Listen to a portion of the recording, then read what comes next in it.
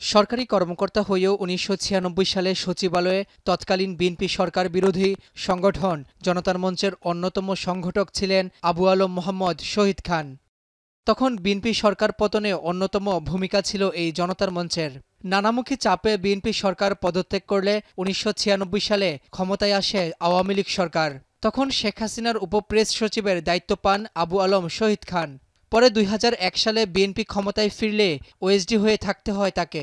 এরপর ২০০৮ সালে ফের আওয়ামী লীগ ক্ষমতায় আসলে কয়েক ধাপে পদোন্নতি দিয়ে শহীদ খানকে করা হয় স্থানীয় সরকার বিভাগের জ্যেষ্ঠ সচিব। সে সময় তিনি অত্যন্ত প্রভাবশালী সচিব ছিলেন। 100% ভালো নির্বাচন মিন করি না। ২০১৫ সালে অবসরে যান শহীদ খান। অবসরের পর বিভিন্ন টেলিভিশনে রাজনৈতিক টকশোতে নিয়মিত অংশগ্রহণ করে বেশ আলোচনায় আসেন তিনি। সোমবার রাজধানীর স্কার্টন থেকে গ্রেপ্তার করা হয় সাবেক সচিব আবু আলম শহীদ খানকে। পরে তাকে শাহবাগ থানার সন্ত্রাস বিরোধী আইনের মামলায় গ্রেপ্তার দেখানো হয়।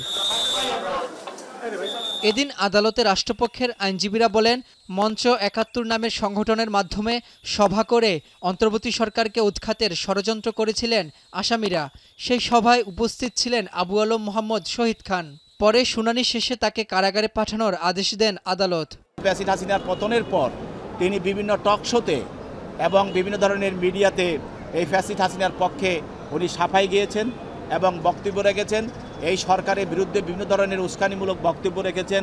সব কিছু মিলিয়ে এই সরকারের বিরুদ্ধে উৎখাত এবং সরকারকে নাজেহাল করা, সরকারকে ব্যর্থ করা পিছনে যারা কাজ করছে তাদের মধ্যে একজন হলেন আবু আলম মোহাম্মদ শহীদুদ্দিন খান। এদিন একই মামলায় আওয়ামী লীগ নেতা কাজী আনিসুর রহমান বুলবুলের জামিন নামঞ্জুর করা হয়। এর আগে একই মামলায় সাবেক মন্ত্রী লতিফ সিদ্দিকী সহ ১৬ জনকে গ্রেপ্তার দেখিয়ে কারাগারে পাঠানো হয়। রাব্বি হোসেন, এখন, ঢাকা।